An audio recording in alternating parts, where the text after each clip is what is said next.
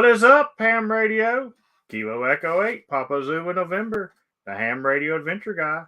Thanks for stopping by, your one stop for everything Adventure Radio. Happy Hump Day. That means it's time for Hump Day Happy Hour. Once again, got a great show tonight. We're going to be talking mapping for Pota or ham radio, any kind of portable radio in general. We got November 6th, November Radio Delta, stroke Victor Echo 3. Got to throw that stroke in there for him. And he's going to be showing us some tips and tricks how to do a little bit of mapping. Real quick, we're going to do a few shout outs first before we bring him out. First off, as always, shout out to my newest Patreons. You guys keep me rocking and rolling. Gas prices suck right now, and you guys help all the way with that. I appreciate you guys. Don't forget Happy Hour After Dark. If you guys, the links are done in the Patreon chat and in the Patreon Discord chat. So if you guys want to stop by and do that, make sure and stop by. Also, we got our top 10 in the quarter Adventurer Program donators. We've only got tonight's stream and tomorrow, and this quarter is over. So right now, these are the 10 that are in the drawing for the prize. We'll see if it changes between now and then. But right now, for the next about 30-some hours, this is the top 10, and that's who's going to get in on it. And one more shout out. I wanted to give a shout out to the guy that I like to say, the man with no name. He sent me this little cool Infide half-wave antenna to try. It is a QRP antenna. He breaks my pile-ups normally around 1 watt using an antenna like this. He calls it the Oreo. I'll give you a... Let me take this off the screen here. And I'll give you the view of it this way. You can see why it's called the Oreo. And we're going to try it out this weekend and check it out. We're going to go out because it's supposed to be really nice this weekend. And we're going to throw it up and see what it'll do. But let's get this stream started. And we will bring out James really quick. What's going on, buddy? Hey. Oh, chat. How you been, man? Oh, all right. Staying pretty busy. Haven't done as many activations as I would like, but my local Pota friends have been carrying the torch just fine, so we've still got plenty of activity. Oh yeah, Tom, man, he's always out there up in your neck of the woods. I'm always getting Tom park to park and stuff like that. Yeah. Which you're with him half of the time, but he's out there quite a bit, always hunting. And all right, Evan. Evan complained about his name. Yeah, Tom's retired, so he gets to go out all the time. Hey, that's the life, man. I definitely want to. I definitely want to be retired myself, but it can't happen. It's hard because I'm trying to stay the top leader for QSOs this year, and my big competition is one guy that is literally on FT8 24. I have watched the spots, like even when I get up in the middle of the night and everything, and he's literally on FT8 24/7 in the park. So it's kind of hard to compete with that, but I'm staying ahead of him, thank God. And then the other one that's right behind me as well, he's got all them forfers that he does on a daily basis. He's got this little route. I think he's activated like 12 parks all year, but he's getting like 2 forfers a day, and he's doing FT8 while he's driving because a lot of those roads are, and it's hard to stay in front of these guys, man. Here, yeah. I don't have no twofers hardly around me. I've got one that I know of in the state, but I might have more, and maybe you're going to show me a little trick to find that out tonight. We'll see. Yeah, maybe. I wasn't I wasn't going to use West Virginia for my example since you've already activated all of West Virginia. Hey, But you ain't got to use West Virginia for your example, huh? But maybe I'll learn a new trick and I can figure some new stuff out. Yeah. But shout out to everybody in the chat. I'm seeing a lot of you guys out there rolling in, and I appreciate you guys showing up. And if you guys have any questions while we're talking, make sure and get them in there, and maybe yell at me if I ain't paying that much attention, and I'll get you questions to us. So mapping for Pota. You know, a lot of people they just look at the Pota map and they just like, okay, well, I'll just go to this park here and it's fine. And you know, you can do that, but you miss a lot of stuff if you don't really do your research when you're mapping stuff out like that. I mean, and I'm going to give you a couple examples. When I was in Florida, I had done one park probably 7 or 8 times. And even the spot that I was doing at, and I know people says you can go back and turn it in. I'm not going to do it because I wasn't calling it a twofer that day. But even the spot where I was at, I was technically in a twofer spot, and I didn't know it. And so, you know, now I do, and I do run it as a twofer when I'm there. But you know, it's easy that if you don't, because the pin, it's the whole pin on the Pota map that confuses people. Yep. You know, and that's another mistake that I made when I was doing all of West Virginia. I went on the Support Your Parks weekend and I wiped out like 9 or 10 parks all in the Eastern Panhandle. And basically what I did is I just looked at all the pins and the night before and I laid out my route that I was going and everything. Because you know it's 6 hours up there. Well, then it gets toward the end of me getting ready to get knocking out of the parks, and I realize that I still got to do the Appalachian Trail, which runs right through Harper's Ferry. But the pin's not there because it's in another state. Right. So, you know, if you don't do your mapping research, you can miss out on a lot of stuff. Yep. And you've been working a lot with updating the Pota maps and stuff like that. But tell us a little bit about some tips on how to maybe find out where the twofers and threefers and stuff like that is.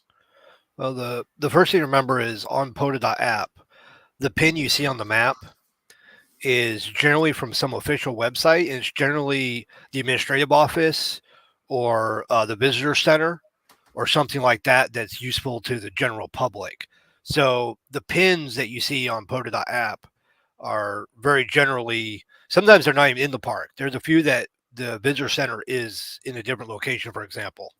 So you have to be a little careful about those pins. Now, most of the time you can take the name of the park and just Google for it, and Google's usually pretty good at giving you some idea of where to go. And that's pretty good if you're looking to go to a specific park or a wildlife area. Some conservation areas or you know wildlife protection zones or the different names those things have, those are a little harder to find out sometimes. But every state and province, now I'll speak just for North America because I don't know about Europe too much or the other you know, down under or whatever, but every government that runs these properties, they have a mapping service, and generally that mapping data has to be available to the public by law. They can't enforce trespassing laws and hunting law and, you know, fishing licenses and all these kind of things unless there's someone for the public to be aware that they're in a protected area or whatnot. So in order for them to enforce laws and fees and fines and all that, this information has to be out there. The trick is finding it. And a lot of people who ask me about how do you know when you're in a park, or how do you know when you have a twofer or a threefer, that's mostly just a matter of knowing how to use Google and what terms to use. So when you're searching, I'm going to use Ohio as an example. When you're searching for Ohio parks, or any park, the term you want to use is GIS. That's Geographic Information System. So that's the term. There's a lot of different tools, but they're all GIS tools. It's basically mapping systems.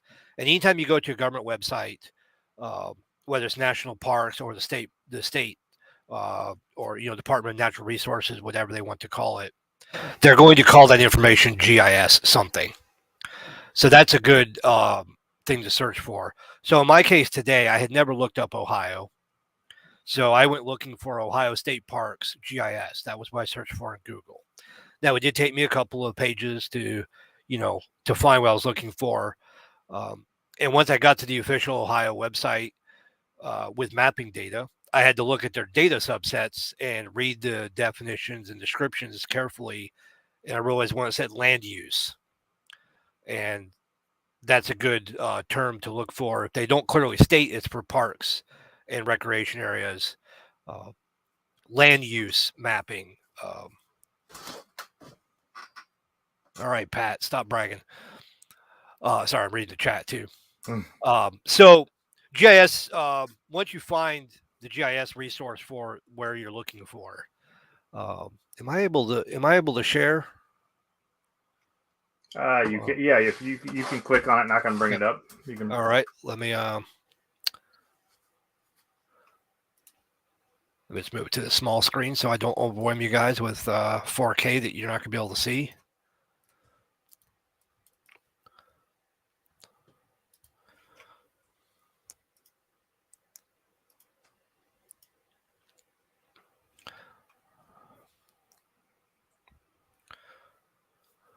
So like I said, I just searched for Ohio today, and it took me a couple minutes, but I was able to find this. And so this is Ohio Department of Natural Resources, ODNR, lands and facilities. So you notice there's a map, and in their case, they have all the counties laid out. And you'll see these color-coded areas, and that designates state-owned properties. So let's see. Let's pick.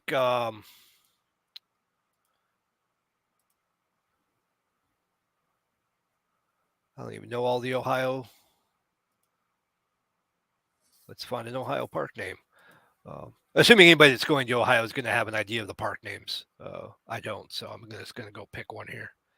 Let's find one that's got a low number of activations. Those are always fun. Why does it show 0 activate? Oh, my activations. There we go. All right. Ailes Run. Okay, let's try Ailes Run. So the first thing I do is I find the search, and let's see if they have something called Ailes Run. Now, I happen to know they do because I did look it up earlier. So they do. It zoomed in on Ailes Run. So it zoomed way in, but we'll see that it's over here on the edge of the state. And it very clearly shows the border of Ailes Run Wildlife Area, which we know is Pota Entity 9443. Oh, so that it means it's recently been added just by the number. So it has one activation. Who activated it? Was that you, James? Probably not. November 8th, November, India. Okay, so he found it. So you can see there's borders here, and there's lots of I believe the red is going to be streets on this map. So there are lots of streets that come up to it. But you can clearly see the outline, and there's lots of possible ways to get to it, it looks like. Now, obviously, you'll want to search and see if there's an official website that tells you there's an information center or something like that. But to me, it looks like there's this road that borders it pretty clearly. Now, this map actually happens to include elevation. Not all state maps do that. So if you're going to hike, it can tell you that this path here is at 1,057 feet. It looks like there's a low spot 800 feet, and then there's a higher spot 1,120 feet. So that's really nice if you're going to be hiking to know what your elevation changes are. So that's basically how you find your borders, and a lot of it's just knowing what to search for. And GIS, or Geographic Information System, is the term That's going to help you find what you're looking for most often. So the big question James had for me was twofers and threefers and things like that. So using Ohio as an example, I am going to, here they have a trails option to turn on. So I'm going to turn that on. You'll notice a bunch of things popped up. If you look, some of these trails very obviously go through some of these other properties. So I looked at this earlier. So there's actually two trails here that actually cross inside this park. So this park is Salt Fork Park. And I believe that is it is. That is Kilo 1989. And lots of people have been there. So this whole green area is a Pota entity. And I'm guessing because of the water, there's probably lots of boat docks and parking and all kinds of easy access. So what are these two trails? The blue one here is Buckeye Trail. Now, I happen to know that one's not in Pota. It's a state map. And it is not a Pota entity, unfortunately. However, this North Country Trail is a Pota entity. So, if you were to activate within 100 feet of this red line and within this green border area, that would be a twofer. And there's quite a bit of area where this trail goes through that park. So there's some good opportunities potentially here for twofers. Now, if you're a hiker type like James, I'm sure there's a way to walk to either one of these trails and get to a spot where it's accessible. I'm sure there's usually trailhead parking lots, and a lot of times the parking lots for trails are considered part of the trail property if they're within a certain proximity. That's the case certainly along the Appalachian Trail. I know a lot of those personally. So that's really how you find twofers. And threefers. There's no real magic to it. The trick is just knowing what terms to look for. And then once you find, in my case, whenever I find, like I found Ohio today, I bookmark this page so I can always go back to it. And I'm building up a list of bookmarks. Maybe I'll have to set up a page somewhere and list them all for everybody if I get bored. But Ohio actually is pretty good. A lot of states aren't this detailed, and the information isn't this easy to find. But being able to turn on the trails, there's even canals. Now, some canals may be Pota entities. So there's no real automatic way to do this. You have to. What I would say is if you're going to be traveling somewhere, let's say you live somewhere in this area. Let's say you live in Cambridge and you know that this park is really close to you. Then it's pretty easy because you already know the park name. Go look for it in Pota, find its entity, and then look it up on the GIS system and say, oh, there's a trail that intersects this park. Now, this park also has Salt Fork Wildlife Area, which are these three areas inside the park.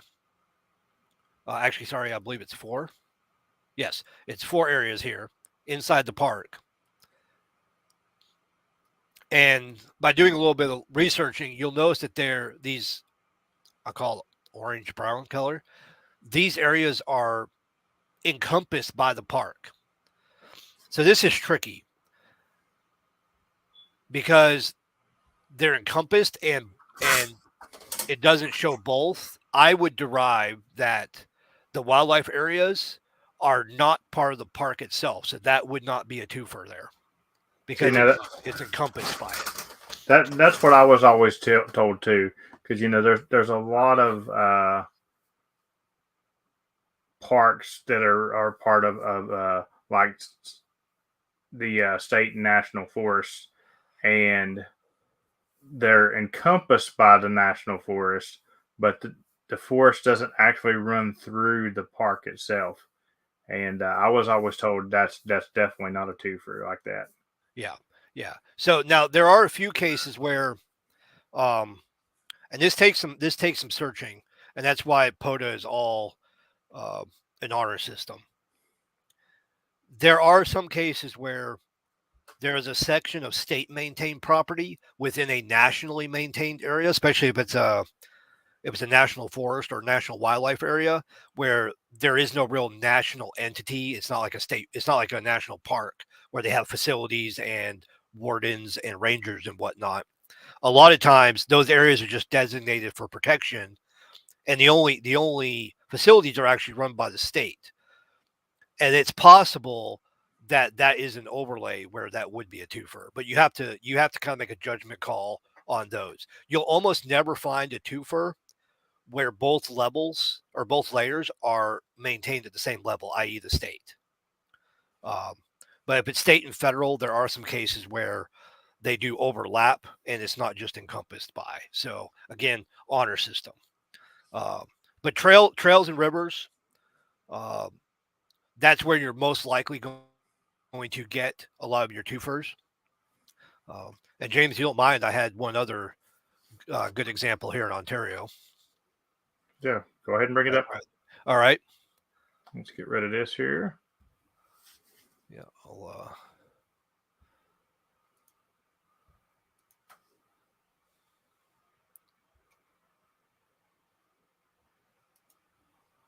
I'll get this loaded up and then we can reshare.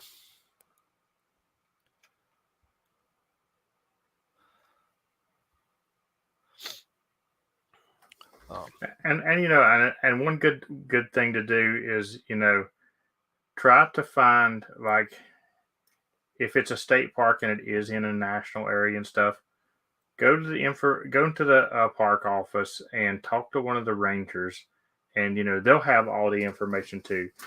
I mean, I suggest learning how to do the maps, of course, because, for example, if I live in West Virginia and I'm planning on going here, I already know how to lay that out. You know what I'm saying?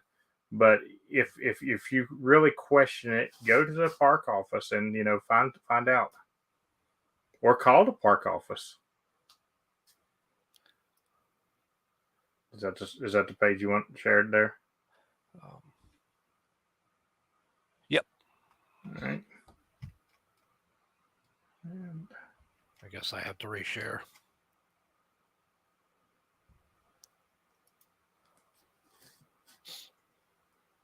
Oh, nope, I'm still sharing. Okay. All right. So again, this is the province of Ontario mapping system. These dark blue areas are park areas in this case.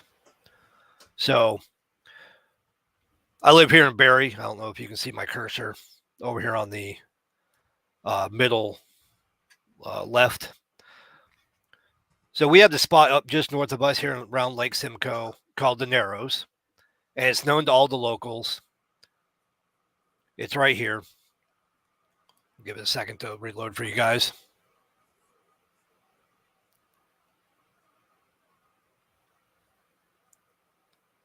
There we go. So this is called the Narrows right here between Lake Couchiching and Lake Simcoe. And being locals, we know that there is a historical marker here called, oh man, I'm going to butcher this name. You know what? I'm just going to bring it up because it's an Aboriginal name and I cannot pronounce it. And a couple of my local guys are here laughing at me, I'm sure. I can't remember the name of it. I'm about to cheat and go to my activations, and you'll see why I won't. You see this name? There's no way I'm gonna pretend to pronounce this. All right, well, YouTube's a little behind here. I'll give it a second to catch up. So that's the name. So you'll notice the point here is very specifically between Lake Simcoe and Lake Couchiching, even though you don't see that name. That point is actually very accurate. So if we look at that spot, it's right here. And this latency is driving me crazy. So the locals happen to know that this narrows here is actually how you get from one lake to another if you're on a boat. And it's part of the Trent Severn Waterway. And this is a good example of not trusting the points on Pota map, because look here, the point for Trent Severn Waterway is over here in a town called Peterborough. And you'll notice it's nowhere near a town called Aurelia. So that's when you go and do some Googling for Trent Severn Waterway map.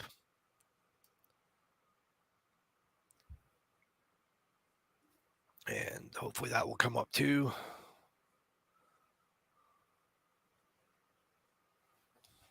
There we go. So this is the official Trent Severn Waterway map.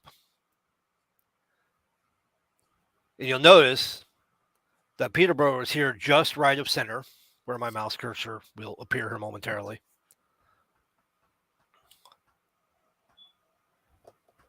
There's Peterborough. So that's where the marker is on Pota app. That happens to be where the official visitor center is for the entire waterway. This waterway happens to be a series of lakes and locks and canals and rivers that connect to get you from the bay into some of the interior lakes in Ontario. It's been used by fur traders and whatnot for hundreds of years. So you'll notice that it very clearly marks this spot over here called the Narrows, farther left on the map. So that right there tells us that fish weir spot is a twofer with the Trent Severn Waterway, because the fish weirs is the shore and a little bit of the water where these two lakes connect. I'll throw another one at you. We have a trail in Canada called the Great Canadian Trail, or the Great Trail of Canada, several different names. It never comes up. 5082, I should know this by heart. There it is. Got one of the longest names in the Pota database. So this pin over here is in Newfoundland, which is, I don't know how many hours drive from me, and using a couple ferry crossings and whatever. It's nowhere near me. But once again,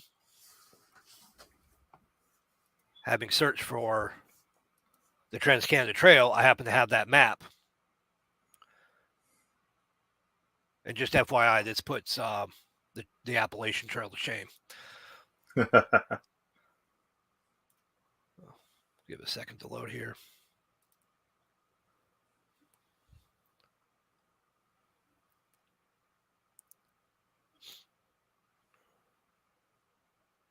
All right.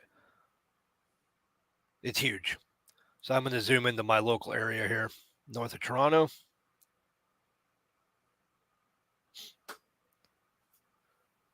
And you'll notice this Lake Simcoe and Lake Couchiching. And the trail goes right across the Narrows.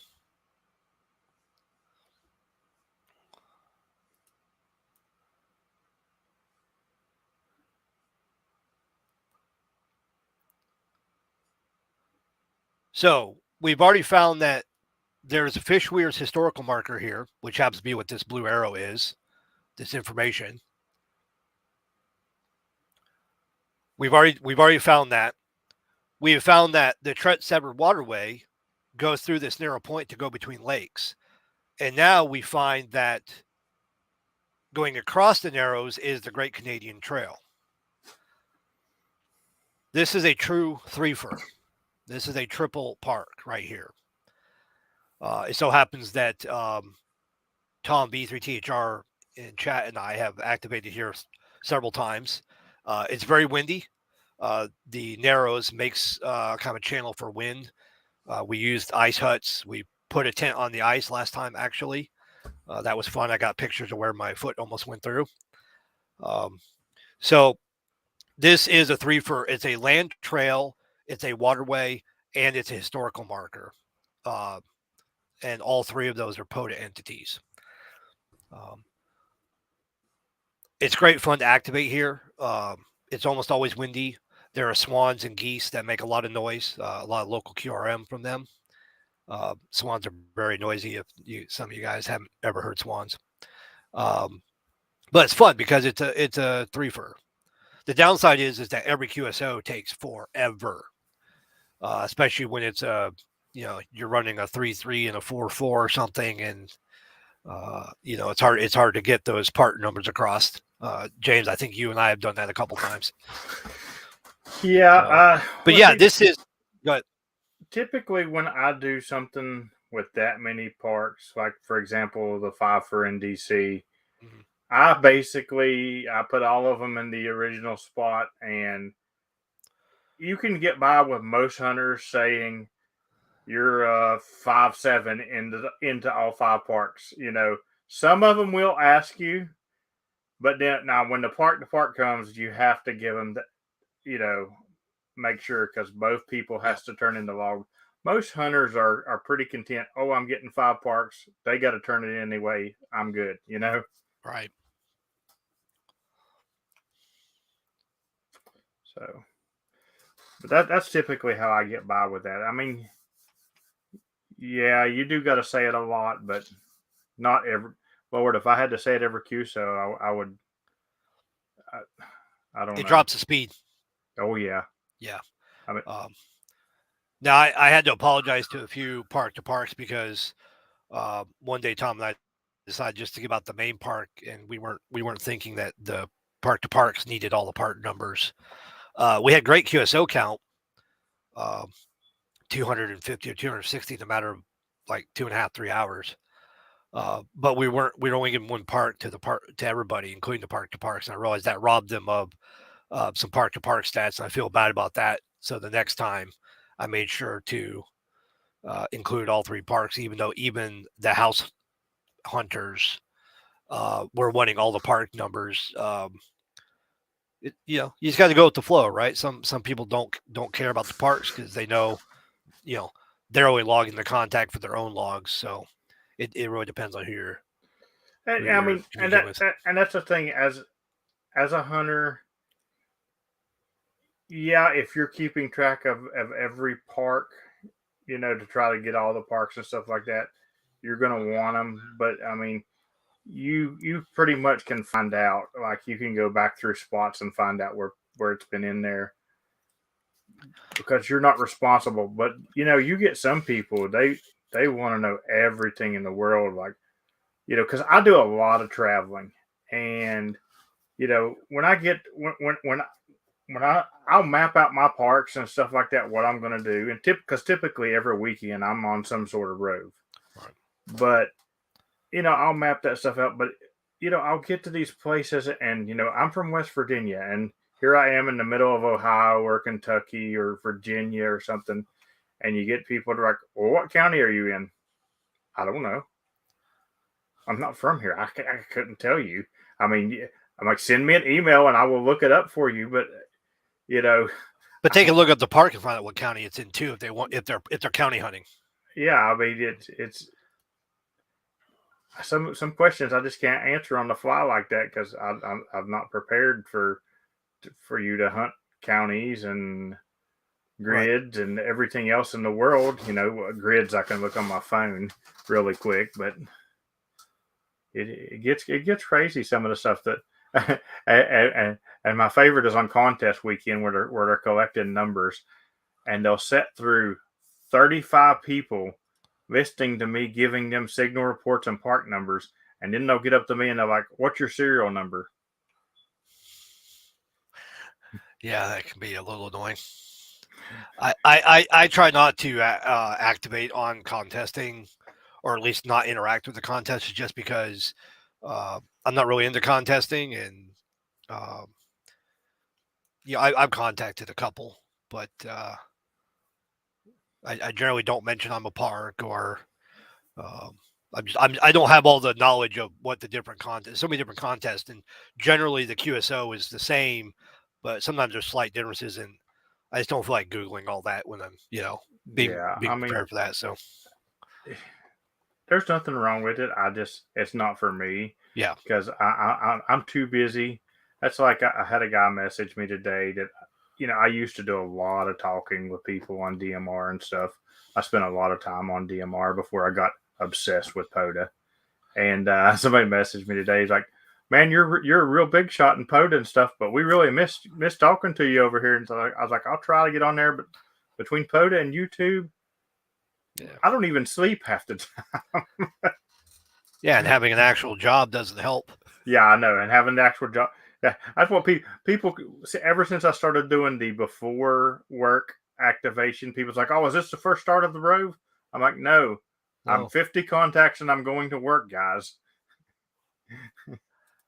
yeah, This ain't a weekend." I want to share one more if you don't mind. Oh no, that's what we're here for, man. So this is a map I made really quickly for my own personal reference. So I live in the general vicinity of the pin/blue dot on the map, and the yellow dots are from the Pota website, the normal yellow dots for parks, and there's 3 shades of color here. The darkest color is parks within an hour drive. The next color is 2 hours, and then the outer lighter color with the white boundary is 3-hour drive. So I don't have very many parks near me. It's scarce. Um, so when I'm looking to do a rove or I want to hit a new park, I'll quickly just look at this and then I'll go and look. Oh, I can be in Peterborough. Um, that's 2.5, 3-ish hours. Um, let me see what parks are near Peterborough. So I kind of use this as my own reference if I want to head a specific direction. So if you're looking at your local parks, I realize most people are not lucky enough to have this many parks this close. But if you're going to be going to parks a lot, I would suggest doing a little. Now, this is just simply me taking screenshots and using transparency layers in a basic, graphic editor. I'm not a graphics person by any means. I didn't actually render this as a map. It's just a couple of pictures overlaid, a couple layers. So, you know, you could. A lot of people could easily, kind of overlay this and figure out, oh, these are kind of my local parks and set those boundaries of 1 hour, 2 hour, 3 hour. I know if I want to go out in the evening after work, I got to stay in that less than 1 hour zone. Um, Otherwise, I'll spend half my activation time driving. But if I'm going out on the weekend, I might choose to drive 2.5 hours to get in the general vicinity of 3 or 4 parks. Um, and activate 3 or 4 in a day and then come back, right? So now with the price of gas, it's even more important. The way that's been going crazy. You guys aren't paying anything compared to what we pay for gas, by the way. So, but yeah, if you're looking at doing roves or you want to kind of hit all the parks in your local area one at a time, I suggest just make some kind of. This isn't super accurate. It's very basic. Make yourself a little reference map.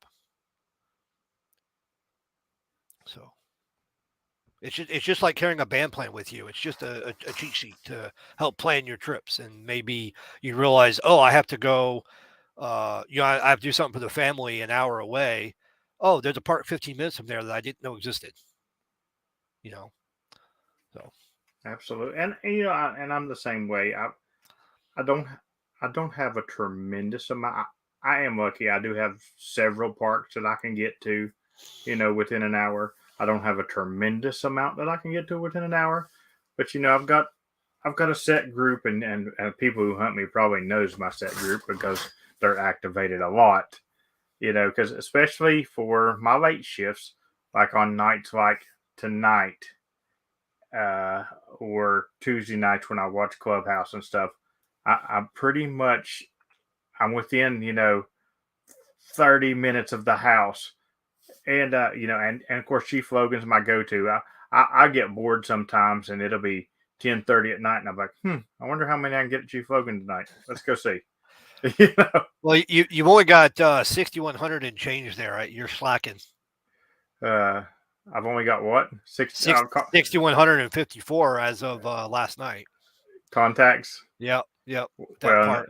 no, because last night's ain't in there yet. Right. I'm just saying as of Okay, last night's stats runs. right. 89 activations in the DB at the moment. You're going for an Eagle's nest there, aren't you? Yep. Yeah. I said I was going to get it this year. I think I'll make it. Yeah. Oh no, you'll make it before summer parks weekend. I was going to say I'll make it before the end of April.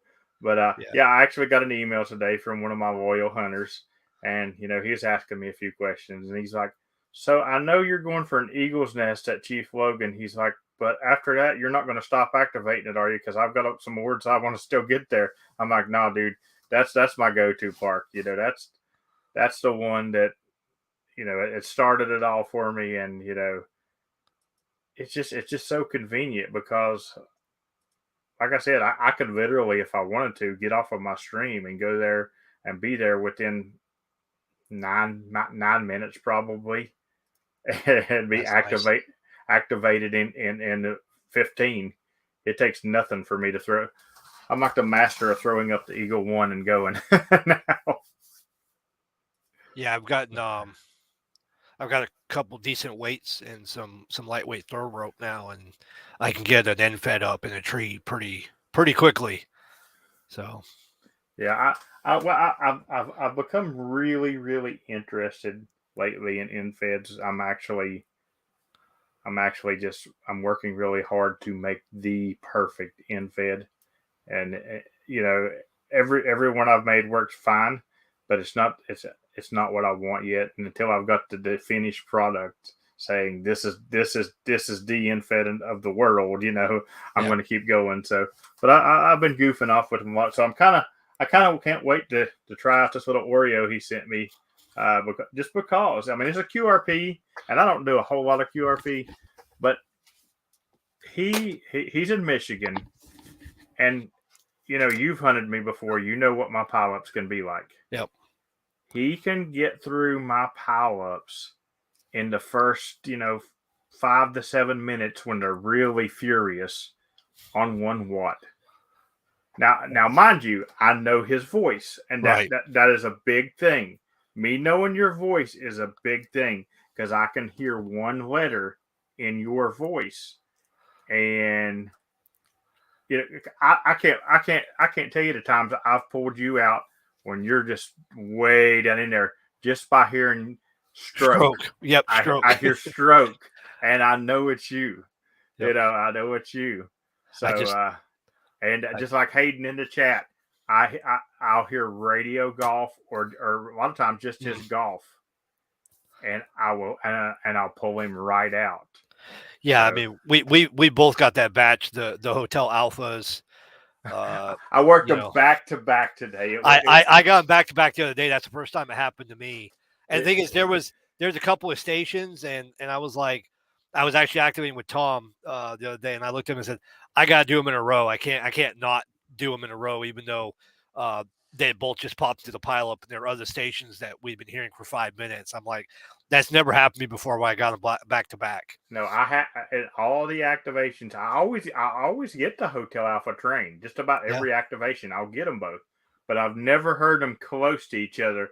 And it was during a big pile, and literally, I already had my first one typed in that I was going to do that pile up, and I'll sit and I'll listen all the way through. Because I'll try to pick out 4 or 5 names, I'm saying, that I'll hear them letters and I'll go. And then it'll be just one after another running through. Because, like, my pile-ups take long enough as it is. I mean, yeah, it ain't no short activations no more for me. Like, my short activations are in the morning, and that's because I literally will cut them off at 50. At 40 people, I start saying 10 more. 9 more, 8 more, because I have to go to work. You know what I'm saying? But for the most part, I will sit there and I'll pick out that person and stop my pile up and work somebody way down in there that takes me all day long to get. I just I try Yeah. to get everybody. So I try to get the regulars, obviously, but when I hear a new call that I've never heard before or I haven't seen come through the logs before, um, I always try to get them because I'm always hoping it's somebody who's new to Pota, and I want them to have a good experience and get into the pile up and catch the bug, right? So I'm always trying to catch the ones I've never heard or seen before, which is hard because there's so many regulars now. It's hard to kind of fish. Oh, I've never heard that before. I haven't seen that one in the database and, recently. and it is, and like the thing is though, you know, I mean, I could probably sit here and name you 60 or 70 call signs and tell you the names to go with them. Mhm. But then everybody expects me to know their full call sign. And sometimes that gets a little bit, because like I'll say, all right, the Romeo Golf Station. And they're like, yeah, you're 5'9" in Tennessee. I'm like, okay, well, that's good, but I need your phone. I need your call. I've heard you do that. I've actually sat there yelling at the radio. Give them your call sign, dang it! I'm like, you know, and and here lately, I'll tell you where it's picked up, and we've got a bunch of new hunters, and it's not their fault because they don't know what they're doing yet. They're just hearing this big, huge pile up, and they're trying every way in the world to break it. But they I get so aggravated because I'll be like, Victor Echo 3 Tango Hotel Station, and then you'll hear somebody say Whiskey Alpha 5 blah blah blah from New Orleans. You're a 5'9". I'm like, well, that's good, but I'm calling the Victor Echo 3 call here. Let me get and I feel bad because I feel like a kindergarten teacher, but I'm like, let me talk to who I will work everybody, people. Just let me talk to who I'm calling. It'll make it go so much faster. Yeah. What I've told a couple of newer people is you have to remember that pileups they don't necessarily hear the other part of the pileup, right? So you have people that they hear silence, so they think it's okay to jump in. Then you have some that do that; they're just being obnoxious. But there are some people that they're not hearing the pileup, so they hear silence. They throw their call out there, and maybe they're forgetting that there might be a pileup, right? And they're not keeping in context. So sometimes I get a little aggravated with some people uh, that step on people. Sometimes I ignore them, and sometimes I just work them and get them out of the way. Right? You got to kind of make a judgment call, and don't reward the obnoxious people, but also don't make the entire pile up pay that because is they sit there for exactly 5 minutes. that is exactly what I do. Sometimes, when you're trying to talk over me, the activator, when you're trying to talk over me, Yeah, I'm moving you back in the pile. yeah, But there is been times where I'm like, I just got to get this guy out of my pile up. He's gonna make this worse for me. yep, And you're already dealing with the people that's moved one hertz down from you because they talk there every day about their wife's macaroni.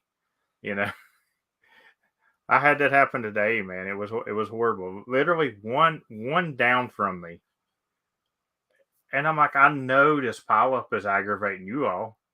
Why? I mean, yeah, they're running probably 1,500 watts, yeah. but I know that pile up bleeds over there. Yeah, I'm pretty sure I've got a stalker or two in some of my activations. I know you do. I guarantee you, I I would almost bet that there is a Kilo Echo 8 Papa Zulu November haters club, and they have a net. They have a net, and Yeah, they have that net on the frequency 1 hertz down from me every yep, time. Like every time. it's instead of Sky Warn, it's Ham Radio Adventure Guy Warn. Hey, he's over here. Let's get him, guys. Hey, you made the big time when you not only have a fan club but a haters club. Absolutely, man. Absolutely. Yeah. And but I'll tell you what, for the most part though, I wouldn't trade none of it, because it's all fun. Oh yeah, absolutely, absolutely. I'll tell you what, the last couple activations I've been doing, I got the 991 right, and I did the last couple activations with the 991 instead of the DX10, and both times the first contact of the activation was the UK. Like I think the 991 is my lucky charm, getting DX 2 activations in a row. First off. Oh, awesome stuff. I'm jealous though because you got a DX10. I want one. I do. I want one so bad. I got one of our local Pota guys recently got one. I think he heard me talking about mine too much, and even THR, who's a hardcore Kenwood guy, he won't admit it in public, but I'll call him out right here that he covets my DX10. Listen, I even told John from Yazoo, I was like, look, dude, I have made over 15,000 QSOs in a month on a 991A. Wouldn't it look better on you if I was running a DX10? Come on, man, hook me up. And he just laughed. He said, I'll sell you one. I said, I bet you would. Yeah. Yeah, I love the DX10. It's a little bulky. It's a little big for doing activations. You know, if I'm just in the truck or I'm in the camper, that's one thing. Tom's saying blah blah blah blah.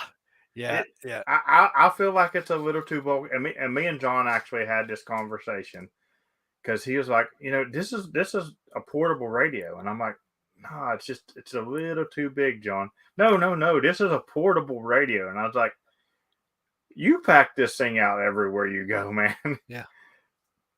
But you're right. If it was just a wintertime radio, when I stay in the car mostly, yeah. Yeah. But now it's warming up and stuff like that, and I'm going to be out a whole lot more, and because we're actually coming up on season 2 of Ham Radio Adventure Guy. Yeah. It's almost been. I think I'm about a month and a half shy of a year, and so I really look forward to that. I'm gonna redo like a lot of videos, and of course I'll keep the old ones, but like I'm gonna redo the introduction, but I want to redo the hunter video and the activator video because a lot more needs added to it for sure.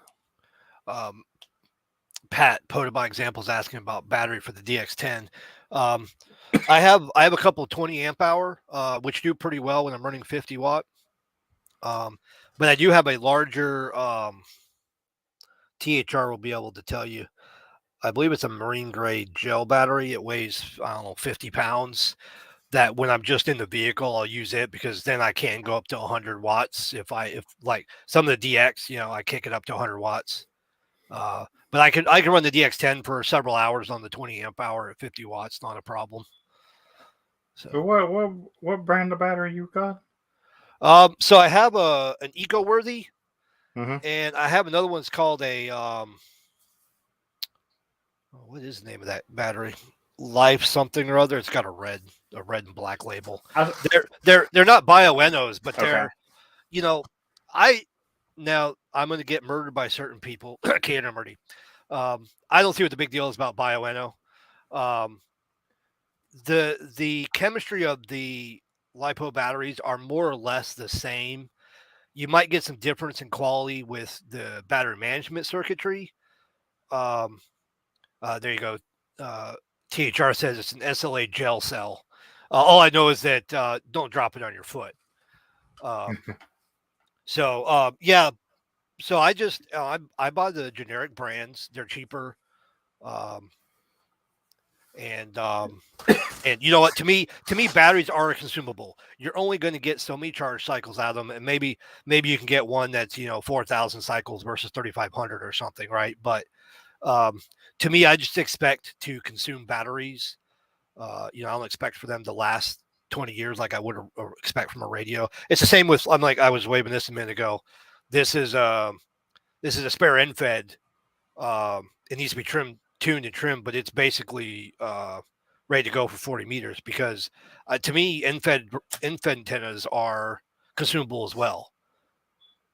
So I don't feel bad if I snag a wire or it gets a bad kink in it, or I can always cut the kink out and use the wire remnants for something else. So Well, I can't say nothing bad about the cheaper batteries because I don't use them.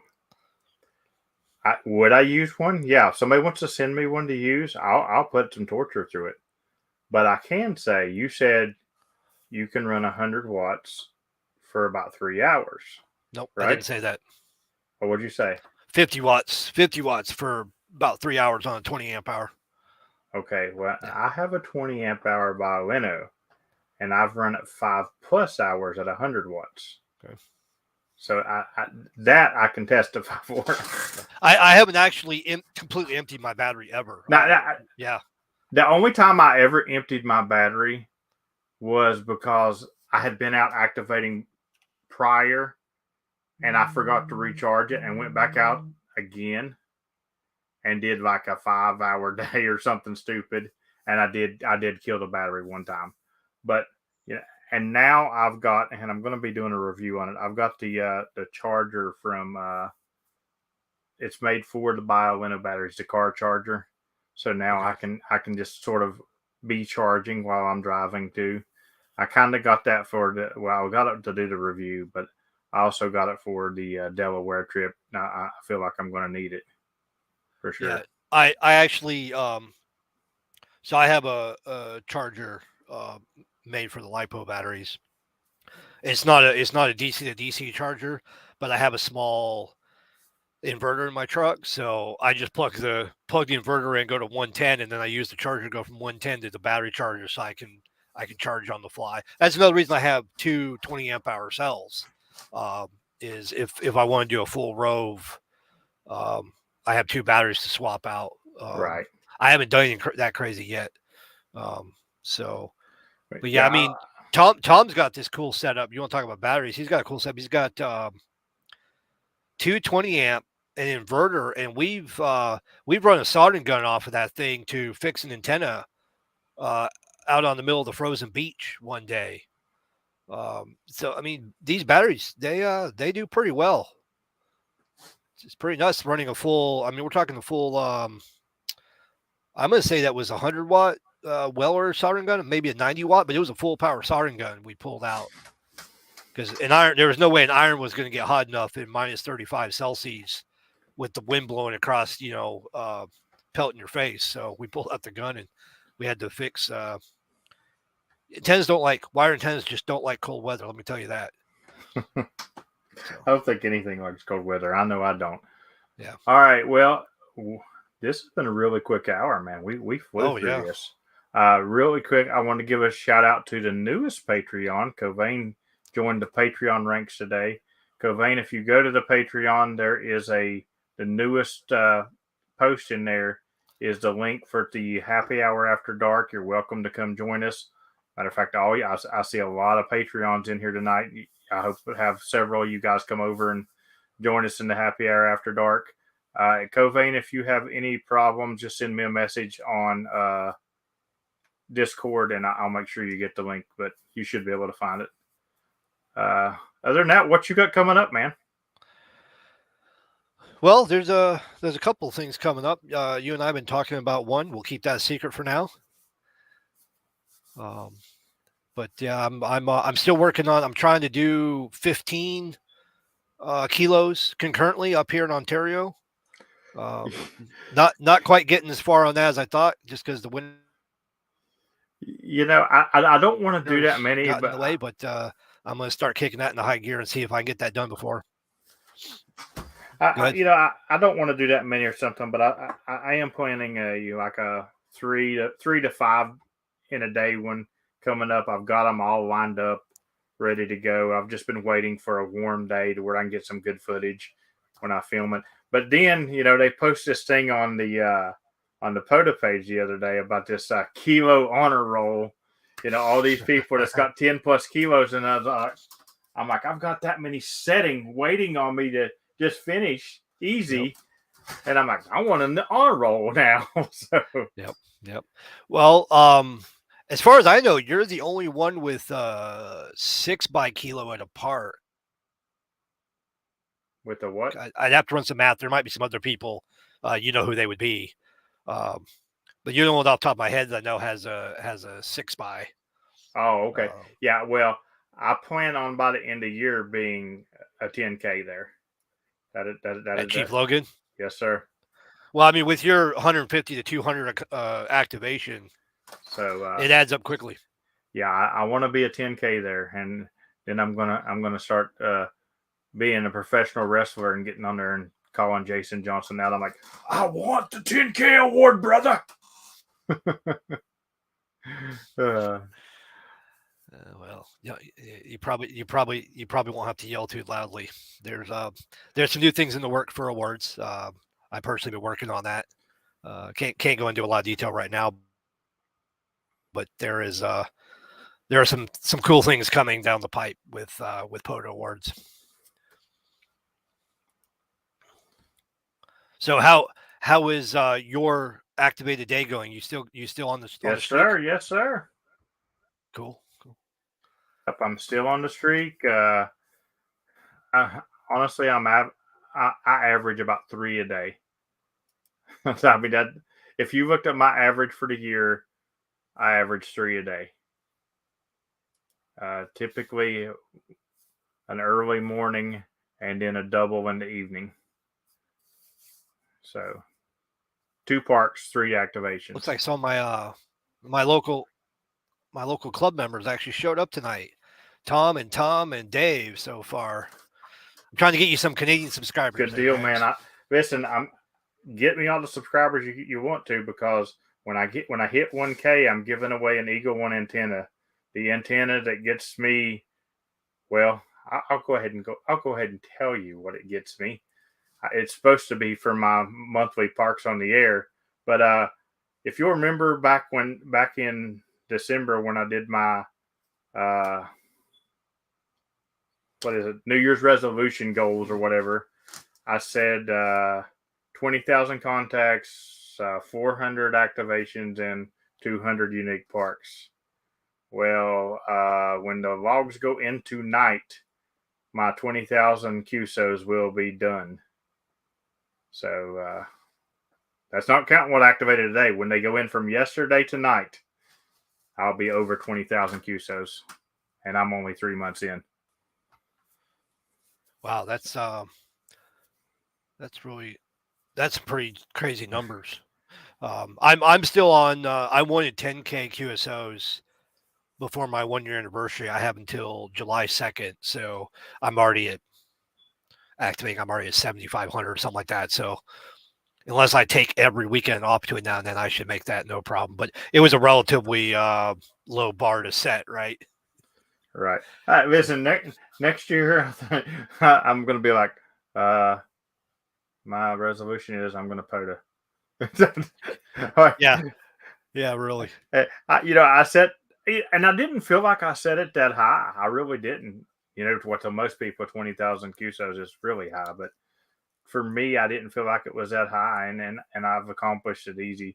But then it was kind of the whole Vance, like, oh, I challenge you. You should do activate a park a day, because I'm going to hunt a park a day, and I'm like, dude, that's hard. Yep.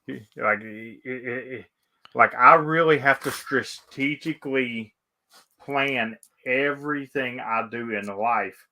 Like for example, like my train trips. I'd had to get an activation really late at night the night before I left, and then do one when I get there the next day for the next day. You know what I'm saying? It's just everything was strategic. So crazy. I couldn't get on the hunt a day every day or activate every day thing. Just hey, I have a 9 to 5 job, but also so many other things going on. There's just no way I could. I'm somebody, if I set a goal for myself, I will stress out if I'm not making that goal. So right. my choice is don't set goals that are not realistic. So that's why I said 10,000 my first year. Well, I mean, like I said, I didn't think mine was. Well, obviously they're not not undoable, because I'm still going to have the whole rest of the year to keep going.